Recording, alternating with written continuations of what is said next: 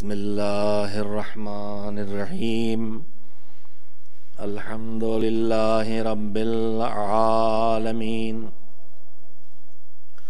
والعاقبۃ للمتقین والجنۃ للمؤمنین والنار للملحدین والصلاۃ والسلام علی سید الانبیاء والمرسلین سیدنا و نبینا و شفیعنا ابی القاسم محمد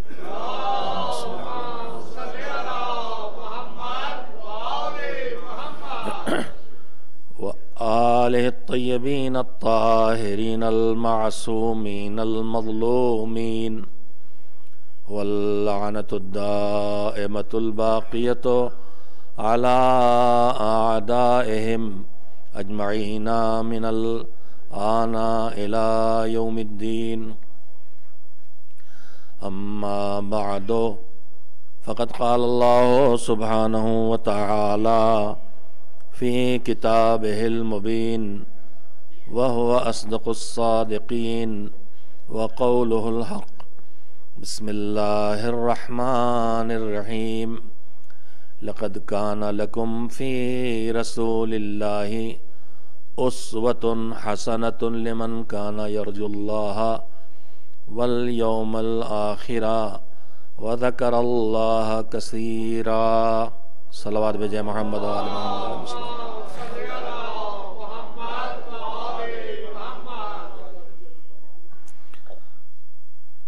آپ حضرات کے سامنے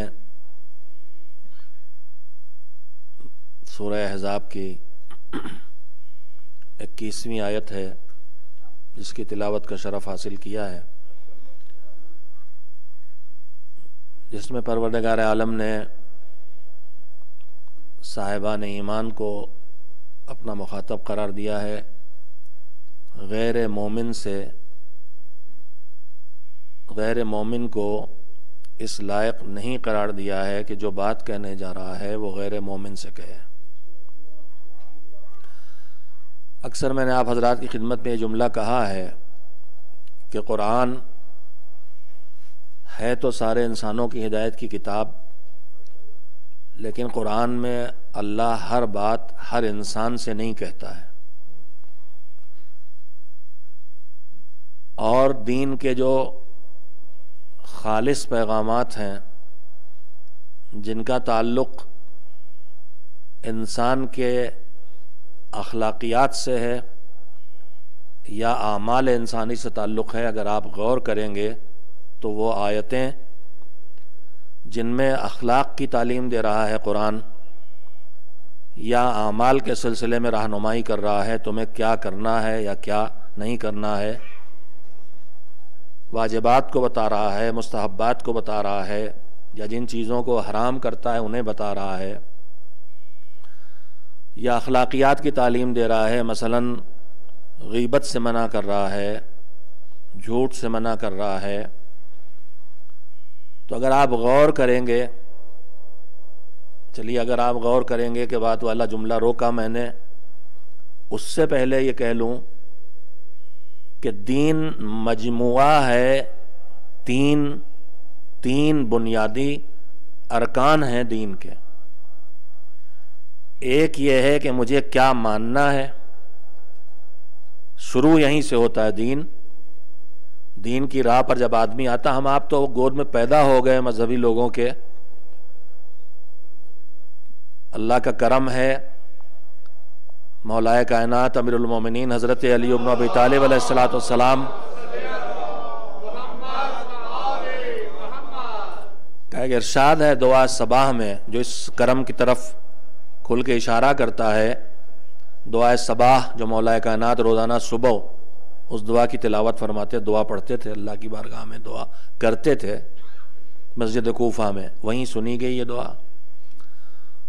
اس میں مولا کہتے ہیں الہی ان لم تبتدئنی الرحمت منک بحسن التوفیق فمن السالک بی الیک فی واضح الطریق، ہم تھے نہیں، ہوتے تو تجھ سے مانگتے کہ مالک ایمان دے دے اور اہل بیت کی مودت دے دے اور مومن باپ دے دے اور مومنہ ماں دے دے، یہ سب تب کرتے نا جب ہوتے تھے ہی نہیں۔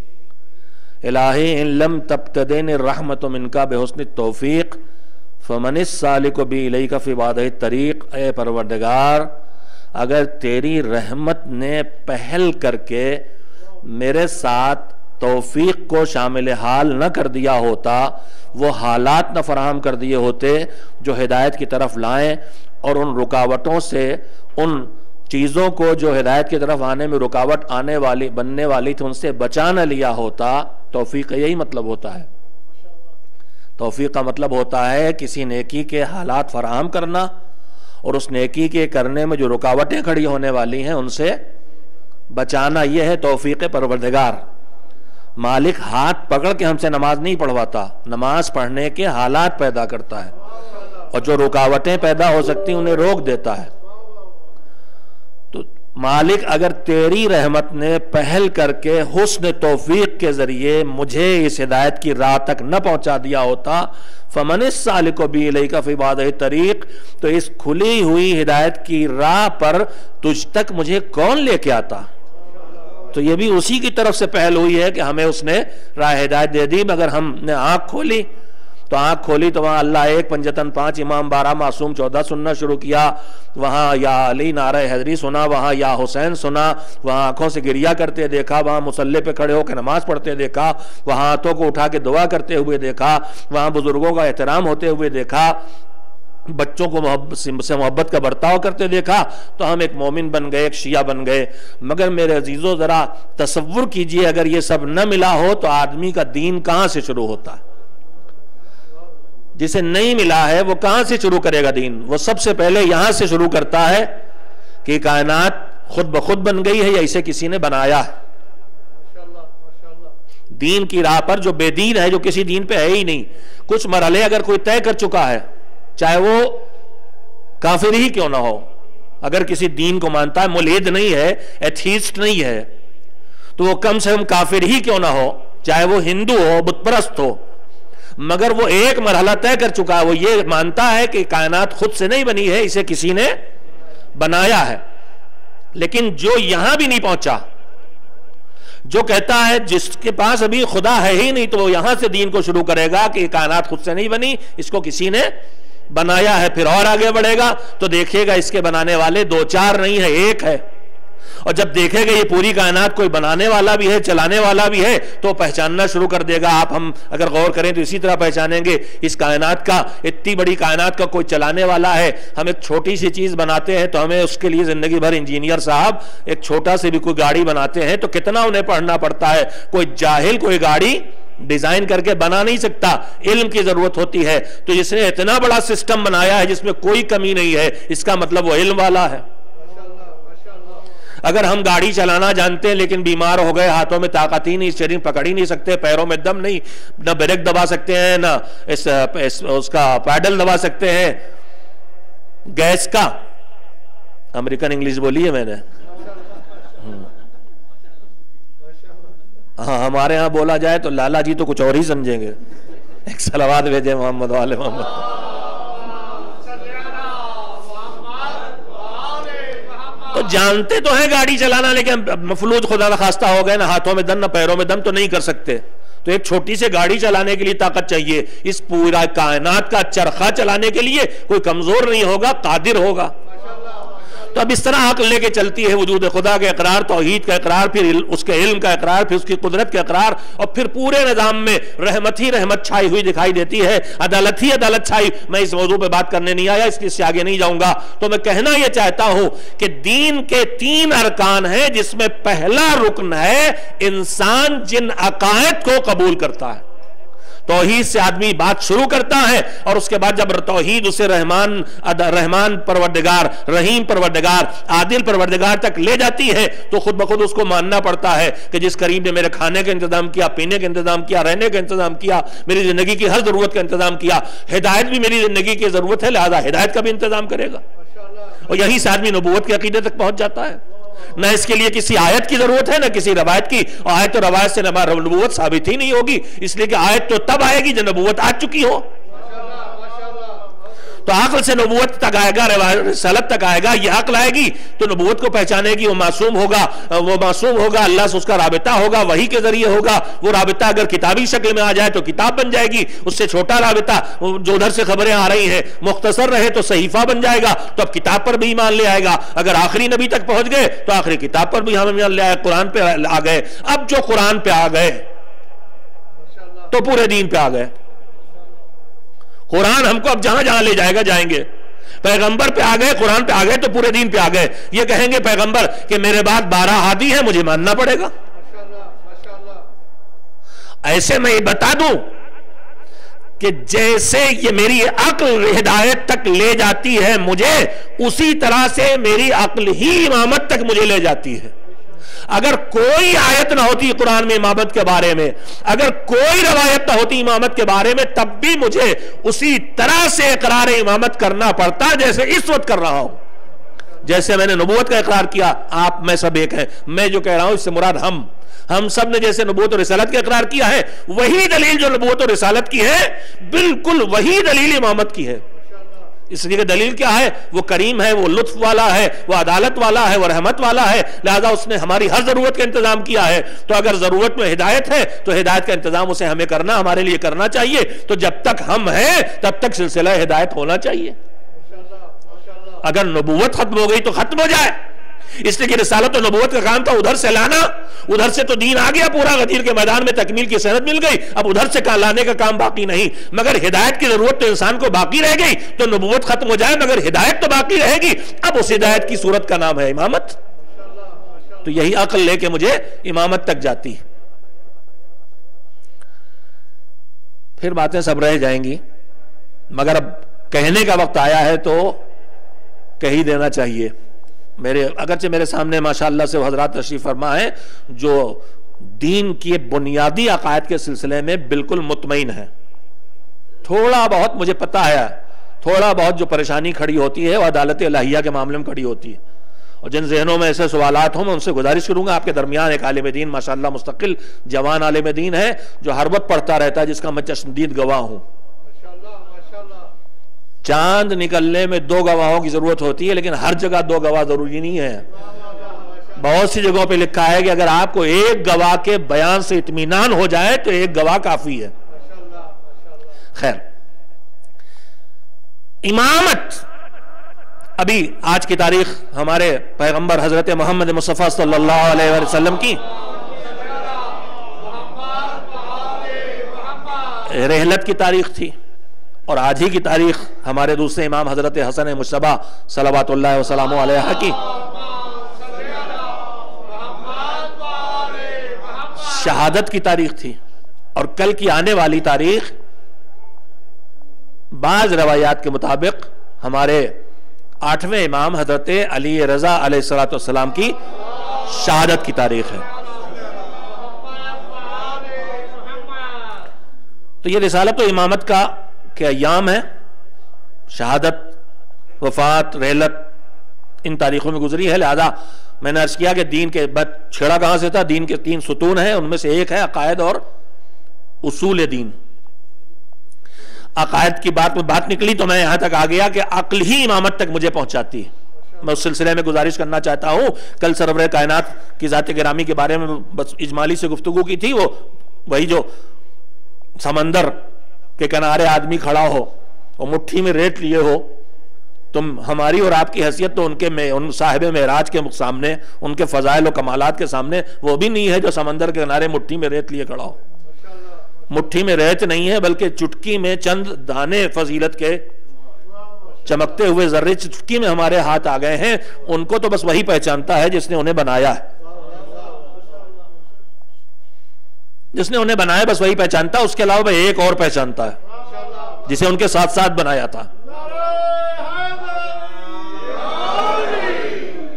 پیغمبر نے فرمایا، صادق و امین پیغمبر نے صادق و امین پیغمبر نے کہا تھا کہ مجھے کس نے پہچانا، بس 2 نے، ایک علی نے پہچانا، ایک خدا نے پہچانا، علی کو کس نے پہچانا، ایک خدا نے پہچانا، ایک نبی نے پہچانا، خدا کو کس نے پہچانا، ایک علی نے پہچانا، ایک نبی نے پہچانا، تو ان کو تو وہی جانتے ہیں، ہم تو اتنا ہی جانتے ہیں جیسے سمندر کے کنارے کھڑے ہوں، ریت کی چند ذرے چمکتی ہوئی ریت کے چند ذرے میری چٹکی میں ہو.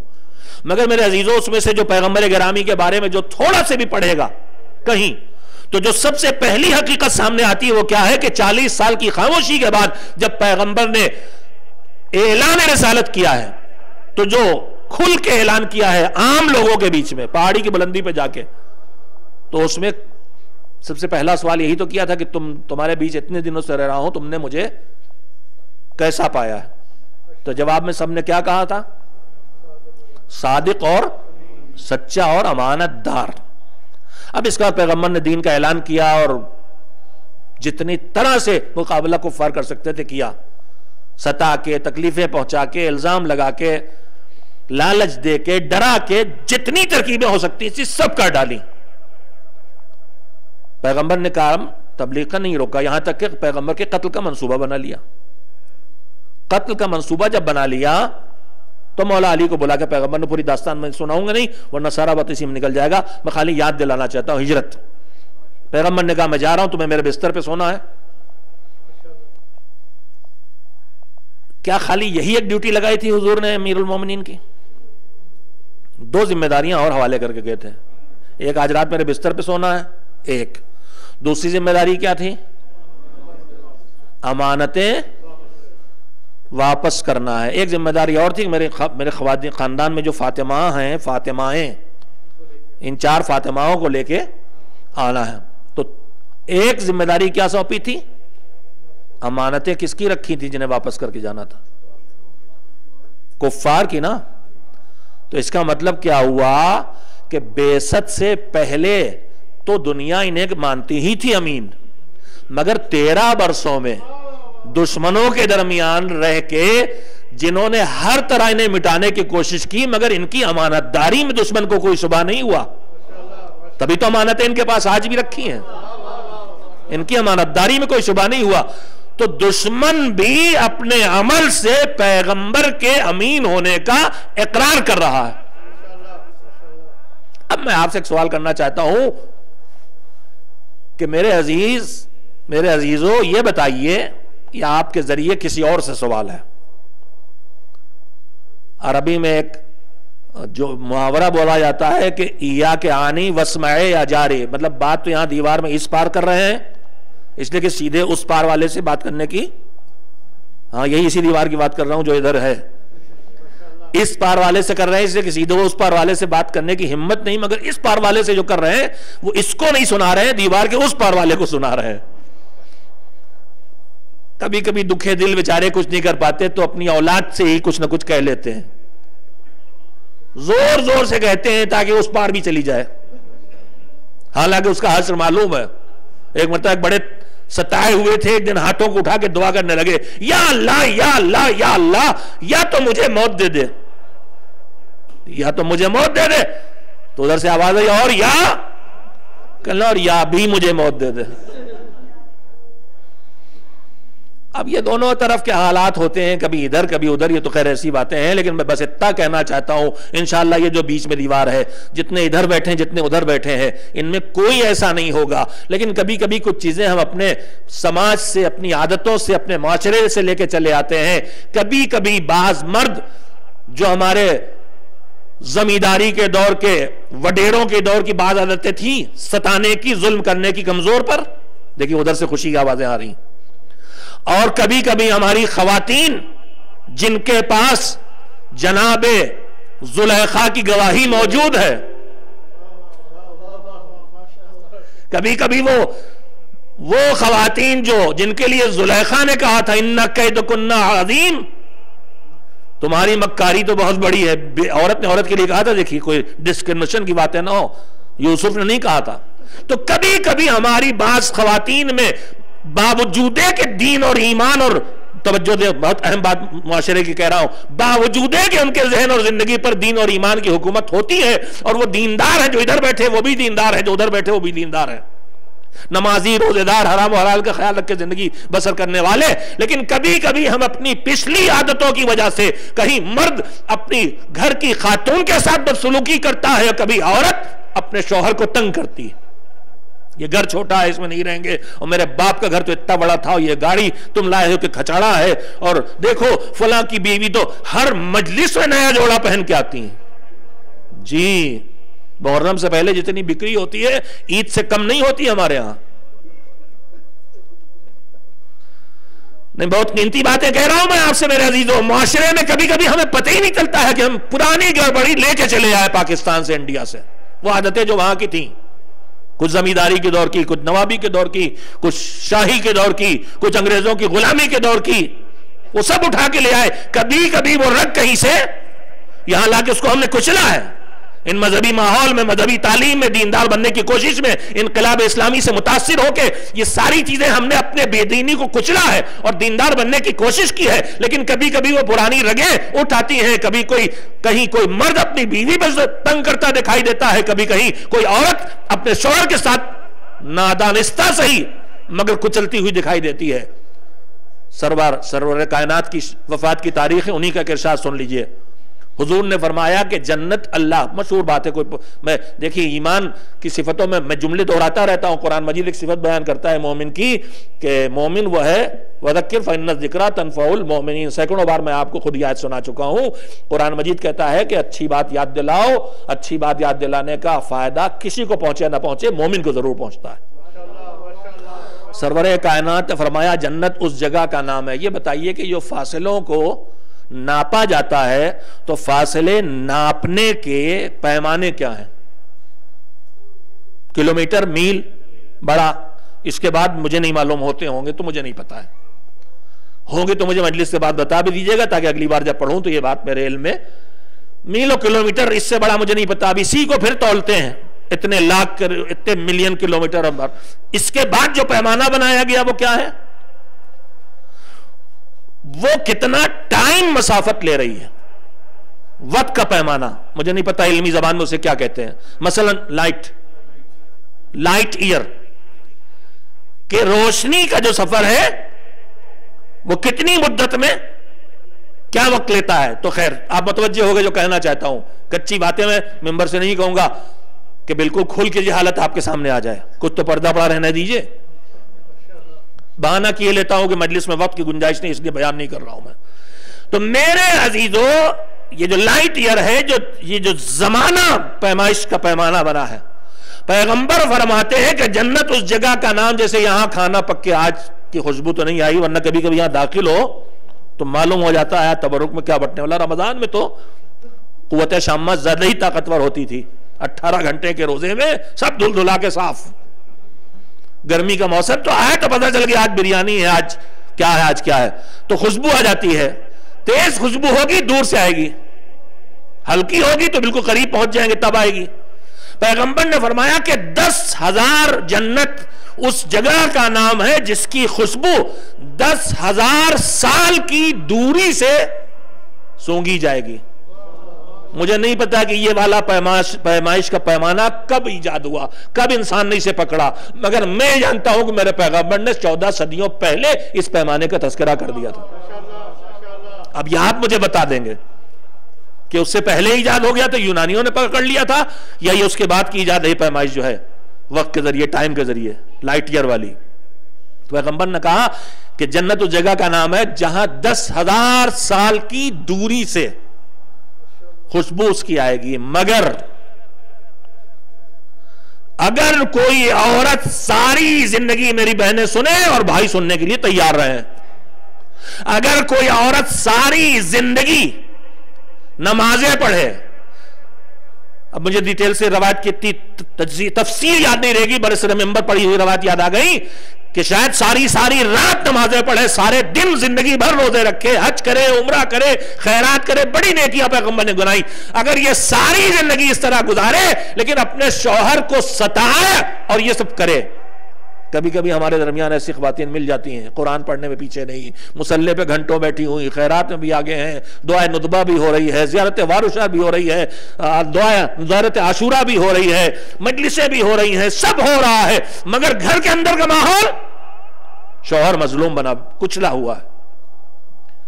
کہا اگر یہ ساری نیکیاں کر کے اگر گھر میں اپنے شوہر کو ستایا تو یہ نیکیاں تمہارے کسی کام نہیں آئیں گی. وہ جنت جس کی خوشبو 10,000 سال کی دوری سے سونگھنے کو ملتی ہے، اس کی خوشبو بھی اس خاتون تک نہیں پہنچے گی. دیکھیے سناٹا پورے میں نہیں چھانا چاہیے، کم سے کم ادھر سے تو صلوات کی آواز ہو ہی سکتی ہے.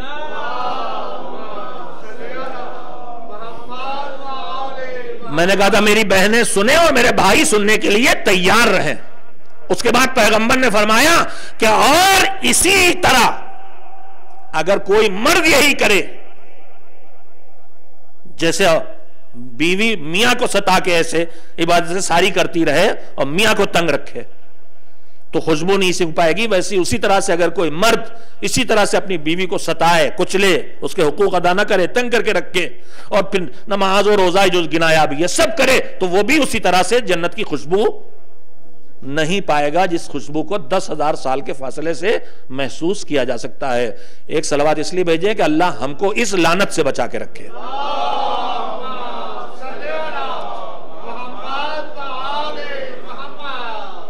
تو میں بات سے بات نکلی، میں آپ کی خدمت میں عرض کر رہا تھا کہ پیغمبر نے 13 سال مکے میں رہے، دشمن ہو گیا پورا معاشرہ، مگر ان کی امانت پہ کوئی شبہ نہیں کیا، جس کی دلیل یہ ہے کہ پیغمبر کہہ رہے ہیں کہ امانتوں کو واپس کر کے جانا.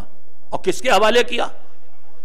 جو 40 قبیلوں کی کھچی تلواروں میں رات میں چادر تان کے سو جائے، اس کو کیا ڈر ہے کہ کہتے کہ حضور یہ سب دشمن ہیں، کہاں آپ یہ میرے حوالے کر کے جا رہے گا. ٹھیک، جب وہی سنا تھا کہ لیٹ کے سو جاؤ تو سوال ایک ہی کیا تھا کہ میرے لیٹنے سے آپ کی جان بچ جائے گی کہ نہیں، اپنی کوئی فکر نہیں تھی.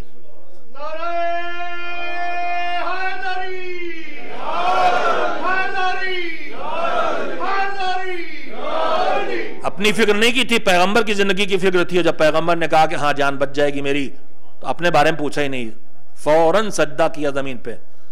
تاریخ کہتی ہے یہ سجدہ شکر ہے، پہلا جو زمین پہ خاک پہ کیا گیا، خاک پہ سجدہ شکر جو پہلا ہے، وہ حیات پیغمبر کی بقا کی خوشخبری سننے پر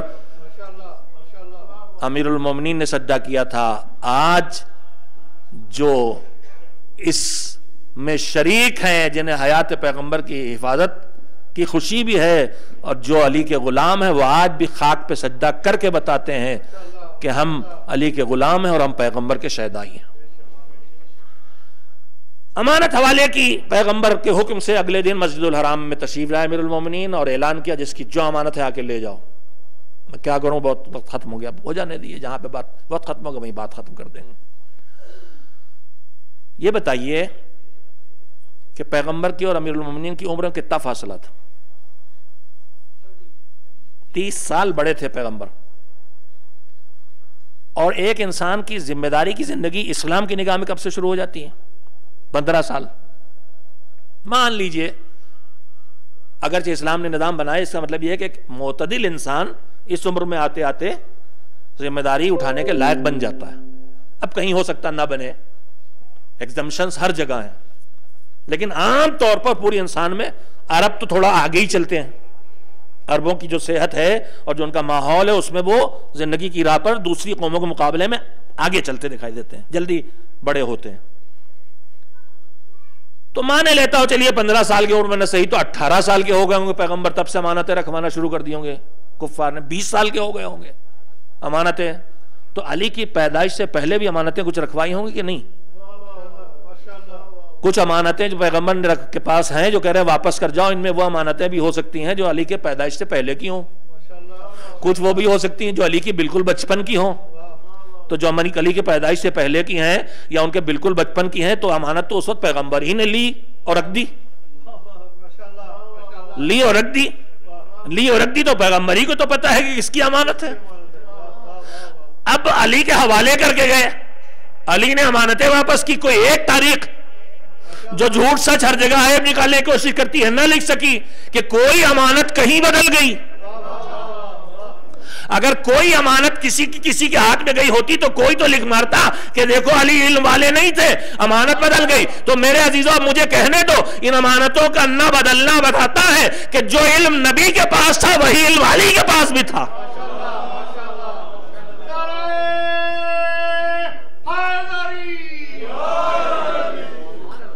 میں عرض یہ کر رہا تھا کہ امامت کو عقل پہنچاتی ہے، عقیدہ امامت تک عقل پہنچاتی ہے. دلیل کے طور پہ واقعہ میں نے آپ کو یاد دلایا تو پیغمبر تھے امین. اب یہ بتائیے جو کفار کی امانت تھی یہ علی کے حوالے کر گئے کہ جاؤ سب کے حوالے کر کے جاؤ، لاوارث چھوڑ کے پیغمبر نہیں گئے. کیا ہمیشہ کے لیے مکے سے جا رہے تھے حضور؟ ان کو پتا تھا کہ ہمیشہ کے لیے نہیں جا رہے، انہیں معلوم تھا کیا ہونے والا ہے. اللہ نے ان کو باخبر کر رکھا تھا. یہ قرآن تو دھیرے دھیرے ہمارے لیے نازل ہوا ہے، ان کے قلب پہ تو ایک ساتھ ہی اتار دیا گیا تھا. انہیں تو سب پتا تھا کیا ہونے والا، انہیں آگے کا معلوم ہے کیا ہونے والا. تو ہمیشہ کے لیے تو نہیں جا رہے تھے، انہیں معلوم تھا واپس آئیں گے. امانتیں کس کی تھیں؟ صاحبان ایمان کی، کفار مکہ کی امانتیں تھیں. بس میں نے اتنا وقت لیا اس ایک جملے کے لیے کہ امامت پر عقل لے جاتی ہے. عقل آدمی ذرا سے سوچے تو، امانت کافروں کی، پیغمبر ہمیشہ کے لیے نہیں جا رہے ہیں، مگر امانت مزاج امانت پیغمبری کیا کہہ رہا ہے کہ تھوڑی سی مدت کے لیے بھی جا رہے ہیں. امانت کافروں ہی کی صحیح مگر لاوارث چھوڑ کے نہیں جا رہے ہیں. تو جو اتنا امین ہو کہ چھوٹی سی مدت کے لیے بھی جائے تو کفار کی امانت کو لاوارث نہ چھوڑ کے جائے، وہ ہمیشہ کے لیے دنیا سے رخصت ہو اور اللہ کی امانت اسلام کو لاوارث چھوڑ کے چلا جائے.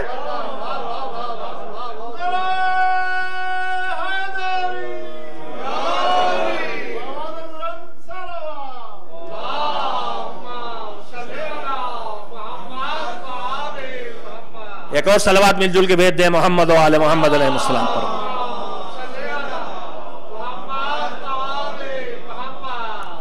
تو میں نے عزیزو بات یہاں سے شروع کی تھی کہ جو آیت میں نے پڑھی تھی، میں نے عرض کیا تھا کہ ہدایت پورا سب کی ہدایت کے لیے قرآن آیا، لیکن ہر بات ہر ایک سے نہیں کہتا. دین کے 3 حصے، دین پہنچانے آیا، مگر دین کا ایک حصہ ہے اصول دین اور عقائد، کیا ماننا ہے. تو یہ تو یہیں سے بسم اللہ ہی ہوتی ہے.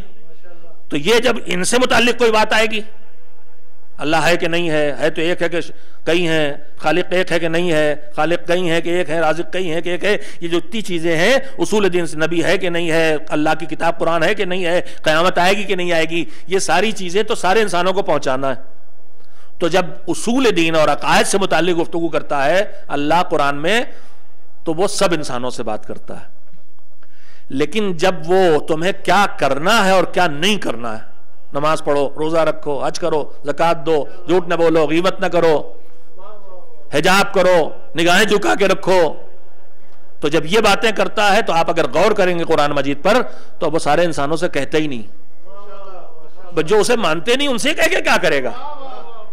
انہی سے تو کہے گا جو اسے مانتے ہیں. تو ان جگہوں پہ آ کے وہ صرف صاحبان ایمان سے باتیں کرتا ہے. یعنی اس لائق اللہ کی ذات کو مانا ہے، اب اس لائق ہوئے ہو کہ اللہ کی بات کو مانو. لہذا وہ اپنی باتیں صرف ان سے کہتا ہے جو اس کو مان چکے ہیں. صاحبان ایمان سے احکام عملی جو ہماری زندگی سے تعلق رکھتے ہیں، کیا کریں کیا نہ کریں، کیا اچھا کیا برا، یہ صرف ایمان والوں سے حکم دیتا ہے. کبھی کسی کافر سے نماز پڑھنے کے لیے نہیں کہتا، تو مانتے ہی نہیں اللہ کو، کیوں پڑھے گا نماز. کبھی کسی کافر سے روزہ رکھنے نہیں کہتا، کسی سے کافر سے نہیں کہتا کہ سود مت کھاؤ، ایمان والوں سے کہتا. کسی کافر سے نہیں کہتا کہ حجاب کرو، کسی کافرہ سے، مومنہ سے کہتا حجاب کرو.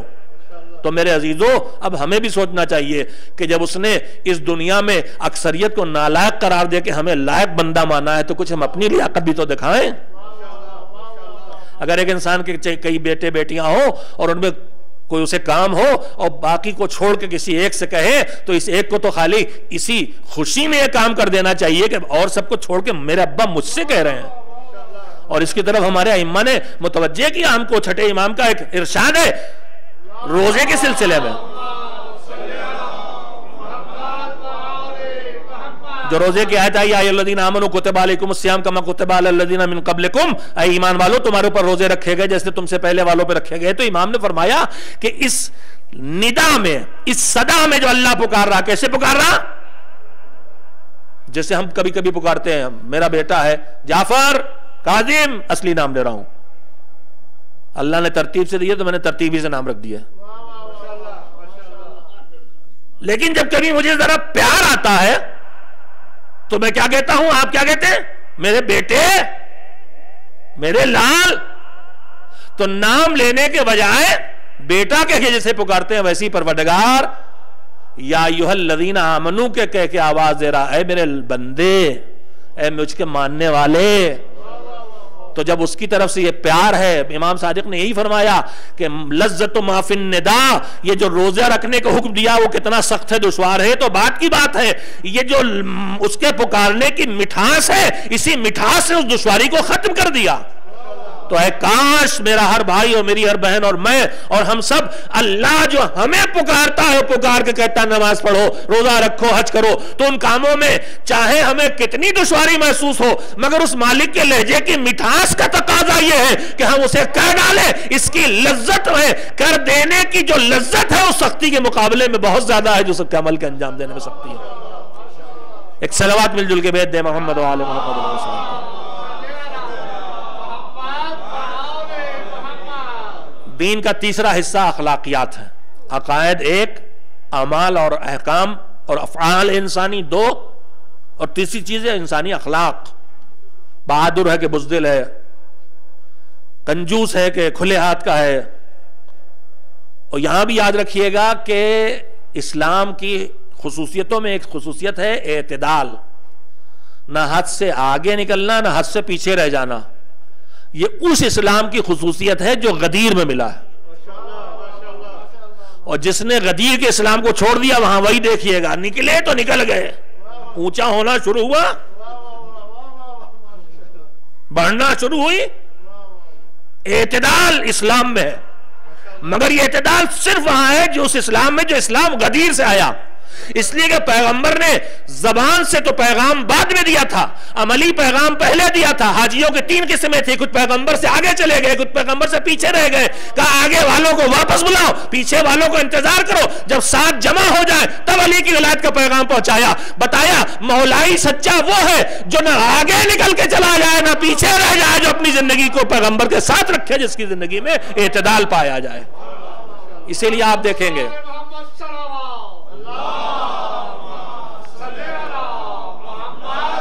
اسلام کا خصوصیت ہے کہ اعتدال ہے، لہذا اس اعتدال کو پورے نظام زندگی میں اسلام نے رکھا ہے۔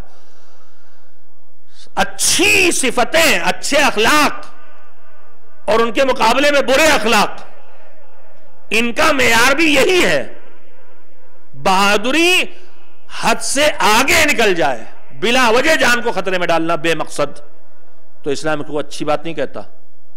اس کے لیے خصوصی اخلاقیات میں درجہ پڑھایا جاتا ہے ہم لوگوں کو، تو اس میں چیزیں پڑھائی جاتی ہیں، اس کو تحور کہتے ہیں، یعنی بے وجہ اپنے آپ کو نتیجہ کے بغیر خطرے میں ڈالنا۔ تو جب اپنے ڈیفنس شجاعت ہے، اللہ نے جو جذبہ دیا ہے اپنی طاقت اپنی حفاظت کے لیے دیا ہے، دوسرے کو کچلنے کے لیے نہیں۔ یہ جب حد سے آگا چلا جائے، بلا وجہ خطرے میں ڈالنا اپنے کو، تو تحور کہتے ہیں اس کو۔ جنگ لڑ سکتے ہیں، جنگ ہو رہی ہے، تو اب جنگ ہو رہی ہے تو گولیاں برس رہی ہیں، تو ہم اگر ہمارے پاس وہ ہے بلٹ پروف تو ہم اسے پہنے نا، خود ہے تو لگائیں۔ یہ نہیں کہ بہادری کے زور میں یہ اتار کے چلے گئے، یہ کرے جو تو یہ تحور ہے، شجاعت نہیں ہے۔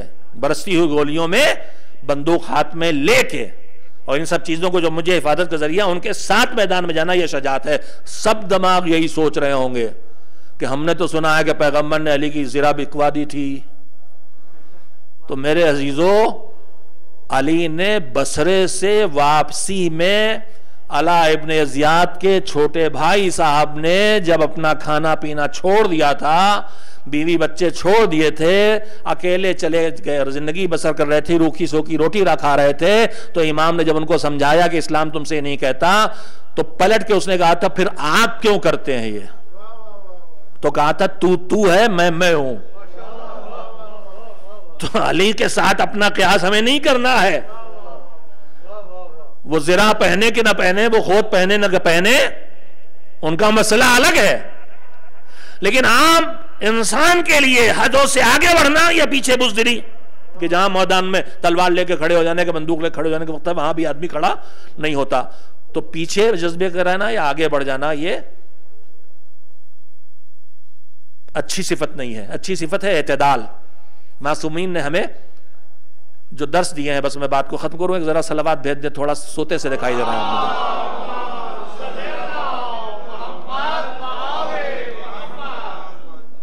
نہیں، مجھے یا تو میری سماعت کمزور ہو گئی یا کچھ ہے، پیچھے سے تو بالکل آواز ہی نہیں آئی۔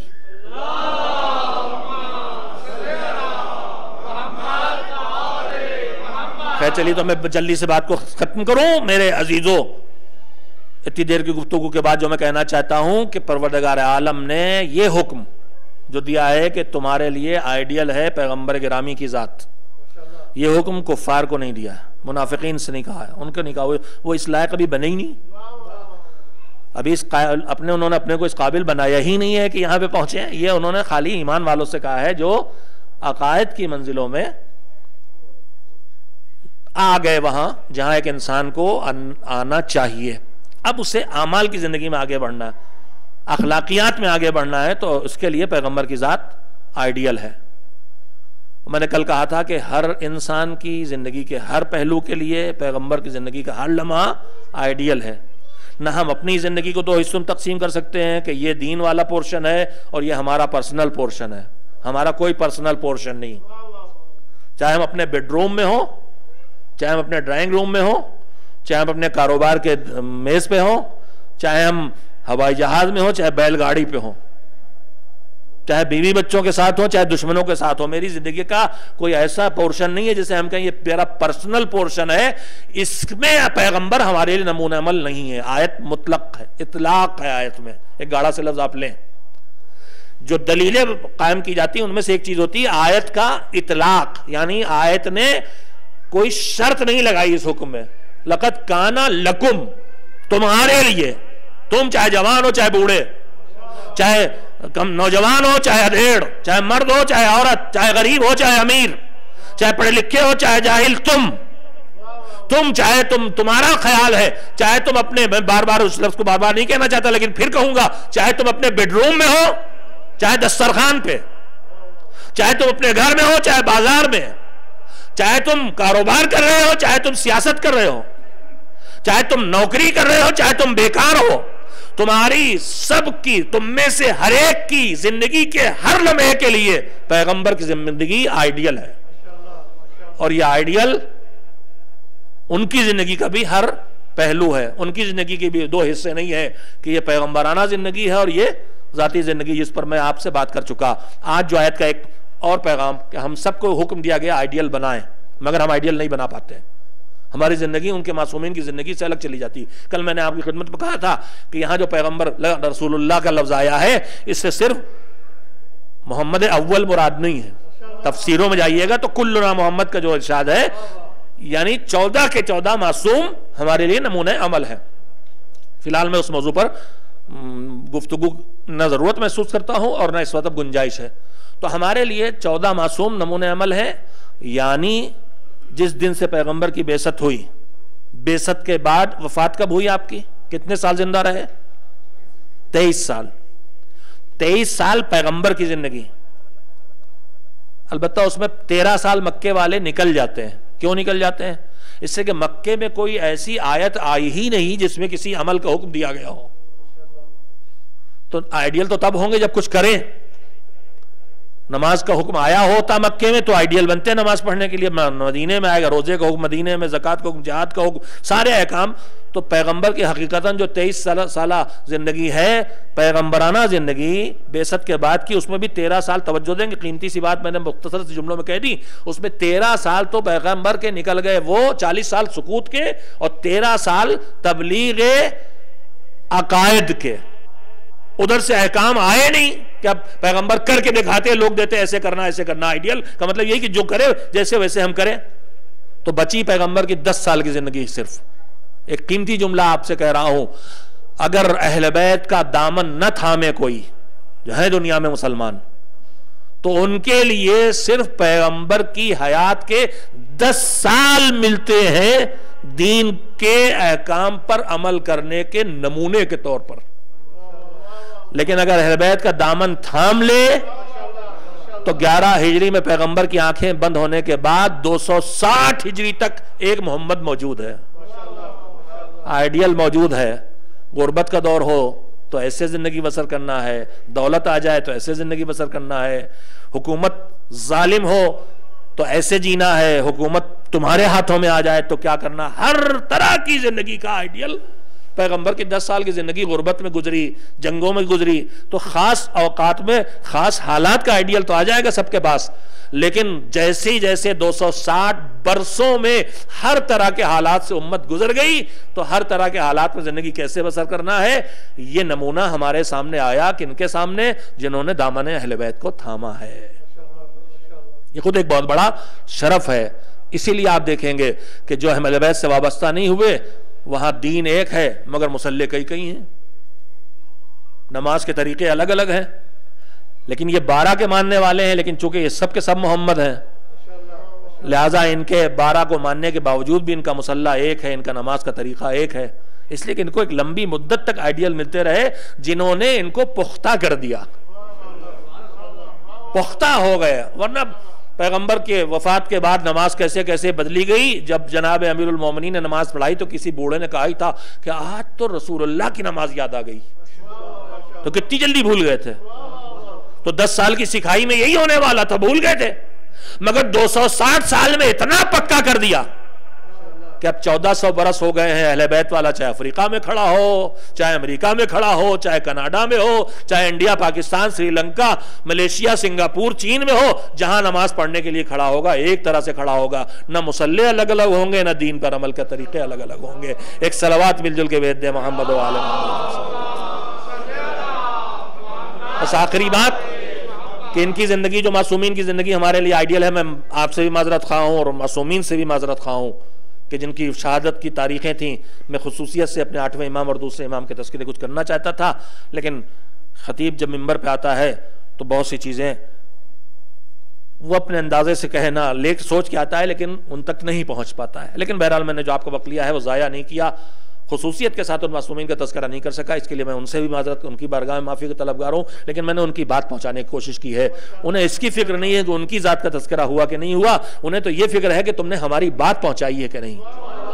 انہوں نے یہی کہا تھا تمہارا کام ہماری بات پہنچانا ہے، تو انشاءاللہ میں نے ان کی بات پہنچانے کی کوشش کی ہے، اور انشاءاللہ آپ نے ان کی بات کو سمجھنے کی کوشش کی ہے، سننے کی کوشش کی، اور انشاءاللہ ہم سب مل کے اس پر عمل کرنے کی کوشش بھی کریں گے۔ آج میں نے جتنی باتیں کہی ان میں سے کم ایک بات کو تو ہم یہاں سے لے کے اٹھیں کہ ہمیں اپنی زندگی کا جائزہ لینا ہے کہ ہم نمازیں پڑھ رہے ہیں، ہم روزے رکھ رہے ہیں، ہم عزاداری کر رہے ہیں، ہم مومن ہونے کی حیثیت سے جو ممکن ہے زندگی بسر کر رہے ہیں، لیکن یہ سب کچھ کرتے ہوئے کہیں ایسا تو نہیں ہے کہ ہمارے گھر میں ہماری بیوی ہم سے کچل کے زندگی بسر کر رہی ہے، اور کہیں ایسا تو نہیں میری بہن سوچے کہ میری فرمائشوں سے، میری شکایتوں سے میرے شوہر کا جینا تو دوبھر نہیں ہے،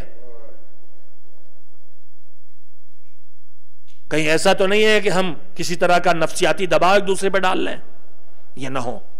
اس لیے کہ اگر یہ ہوا تو پیغمبر کا ارشاد ہے، جو صادق و امین پیغمبر تھا، کہ باقی محنتیں تمہاری بیکار جائیں گی، اس لیے کہ اس نے حقوق الہی ادا کرنے کا تو ایک ٹریننگ کا موقع ہے، اس کو کیا ضرورت ہے کہ ہم اس کی نماز پڑھیں، روزہ رکھیں، یہ سب تو اس نے اس لیے کیا کہ تم بندوں کو حقوق ادا کرنے کی عادت ڈالو۔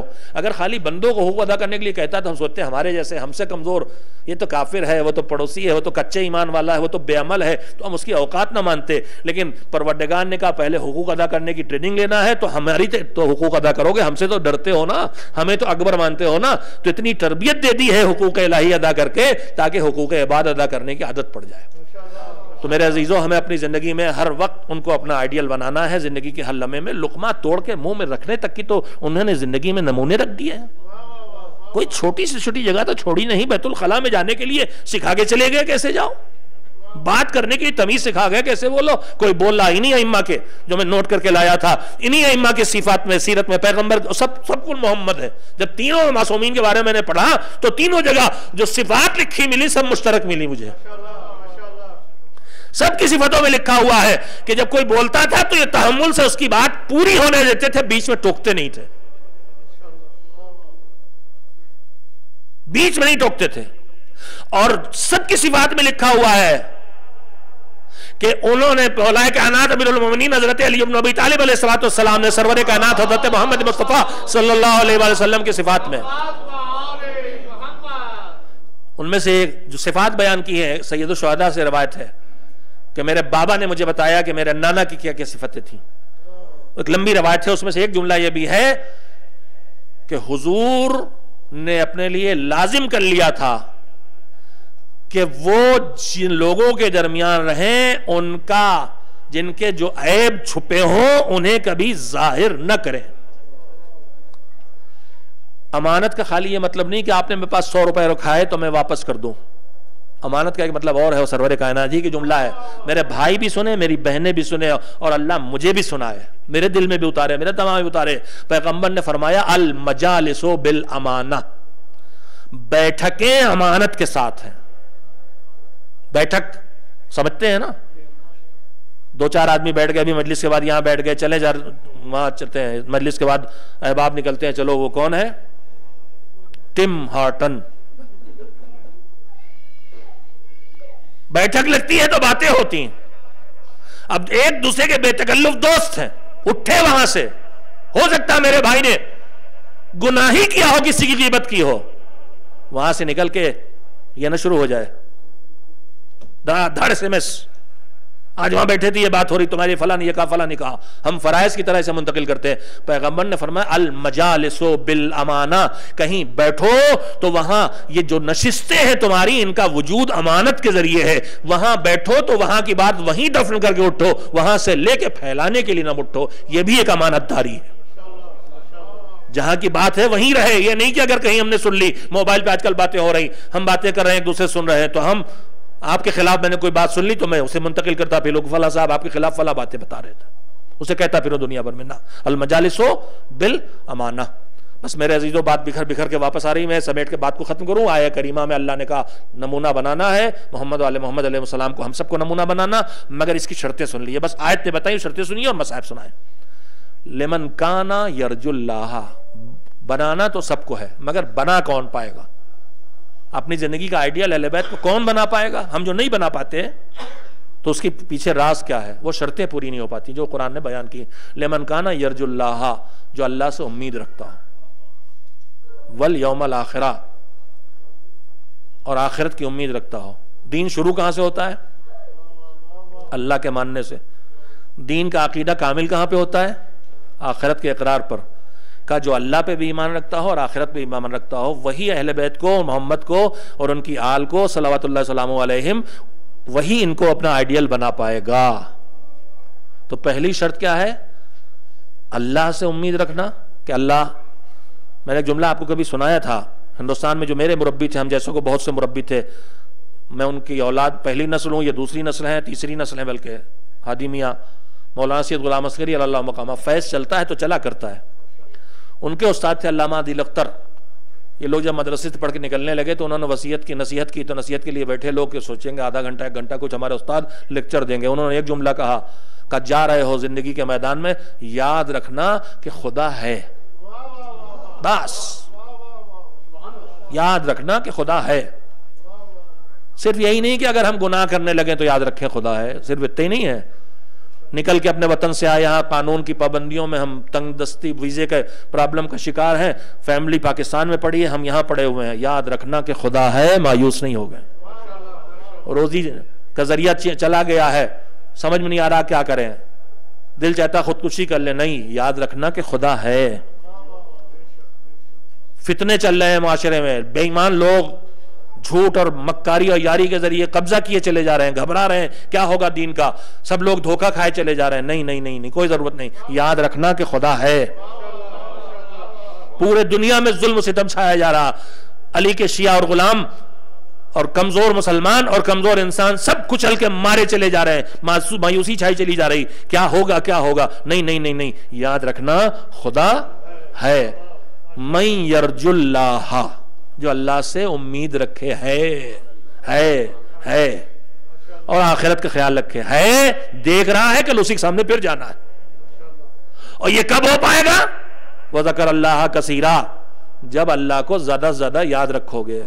کھانے پہ یاد رکھو، پانی پہ یاد رکھو، نوکری میں یاد رکھو، کمائی میں یاد رکھو، رشتوں میں یاد رکھو، گفتگو میں یاد رکھو، تعلقات میں یاد رکھو، شادیوں میں یاد رکھو.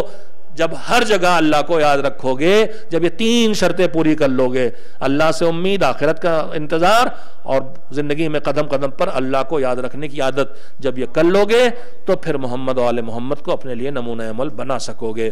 آسمان سے نہیں اترے تھے وہ جنہوں نے ان کو اپنے لیے نمونہ عمل بنا لیا۔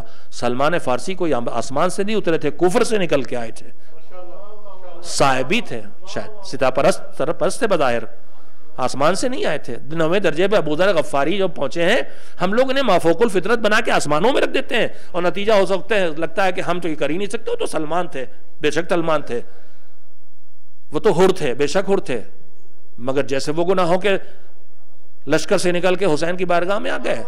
حسین نے آواز دی، حل من ناصری ینصرنا، قیامت تک کے لیے آواز دی ہے، تم اٹھو، حسین کا پیغام آگے بڑھاؤ، ظلم کو ختم کرو، اپنی ذات سے ظلم کو ہٹاؤ، اپنے گھر سے ظلم کو ہٹاؤ، اپنے معاشرے سے ظلم کو ہٹاؤ، ظلم کا مقابلہ کرنے کے لیے کھڑے ہو جاؤ، حسین کی راہ میں یہی تمہارا کام ہے۔ حسین آواز دے دیں گے، یا لیتنا کننا معکم فنفوز فوزا عظیما کہتے ہو تو آج بھی اس کی گنجائش پوری کی پوری موجود ہے، اور ہمت کو کمی کی کوئی ضرورت نہیں ہے، اس لیے کہ اس راہ میں شرط نہیں ہے کہ انسان کے پاس سارے وسائل دکھائی دیں تبھی وہ مقابلے کے لیے آئے۔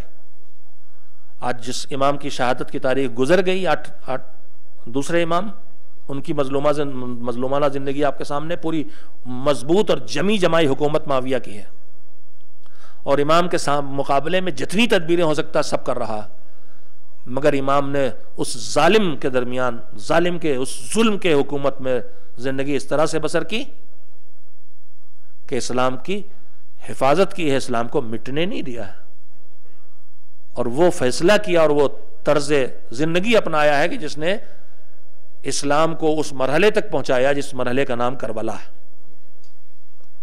اور پھر کربلا نے قیامت تک کے اسلام کی حفاظت کر دی۔ 8ویں امام جن کی کل بروایت شہادت کی تاریخ ہے، آخر سفر 29 یا 30 سفر،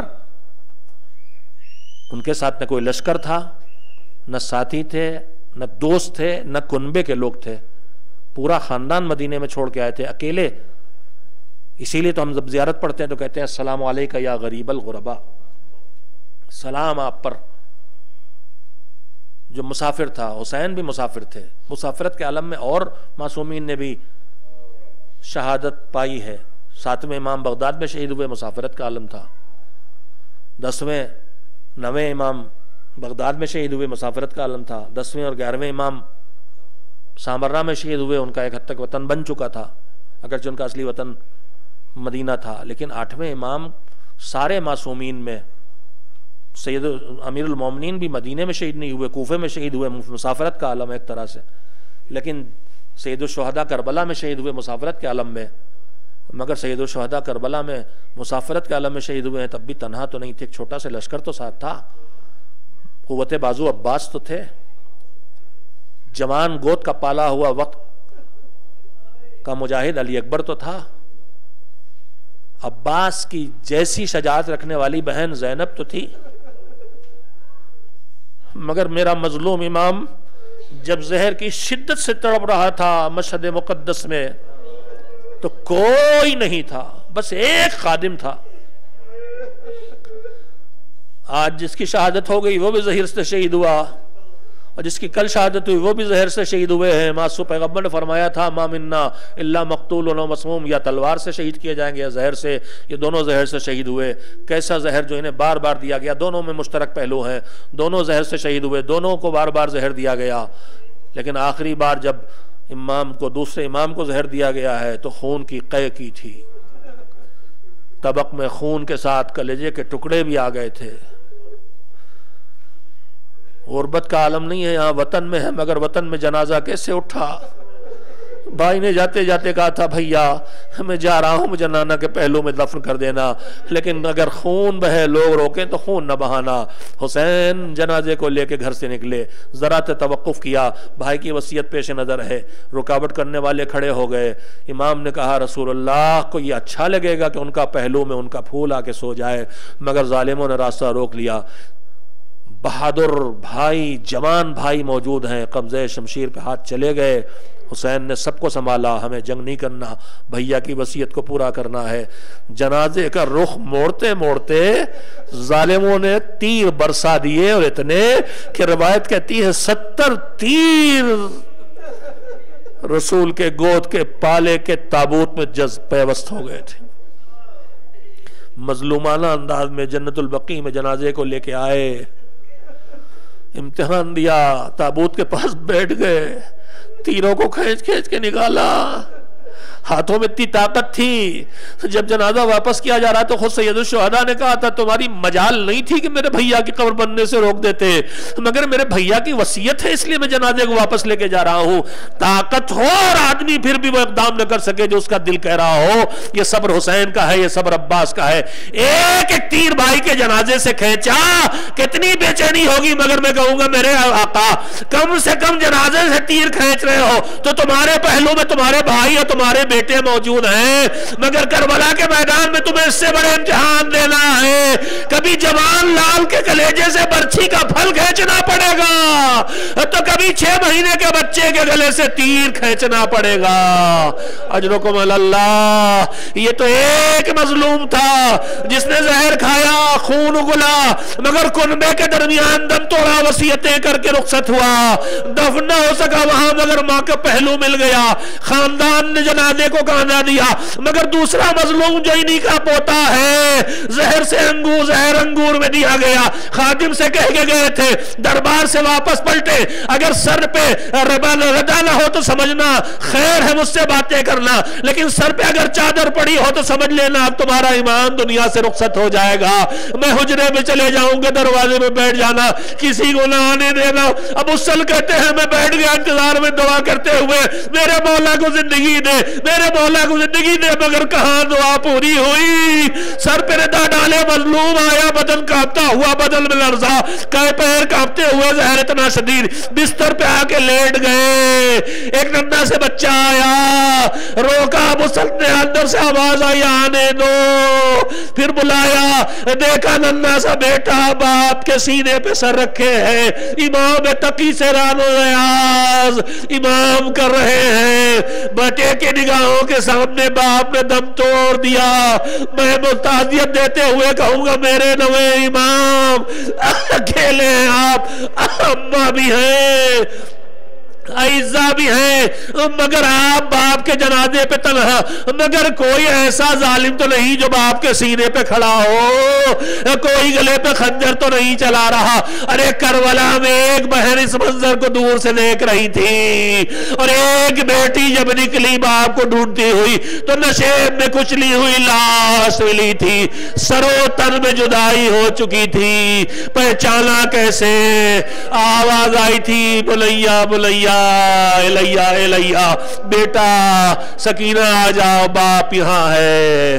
بے سر کے جنازے پہ بیٹی نے گرا دیا، امام تقی نے اپنی مرضی سے باپ کو غسل و کفن دے کے جنازہ رکھ کے رخصت ہو گئے تھے، مگر کربلا میں ننھی سے سکینہ جب اپنے بابا سے لپٹی تھی تو ظالم آگے بڑھا، تازیہ نے مار مار کے بچی کو باپ سے جدا کیا۔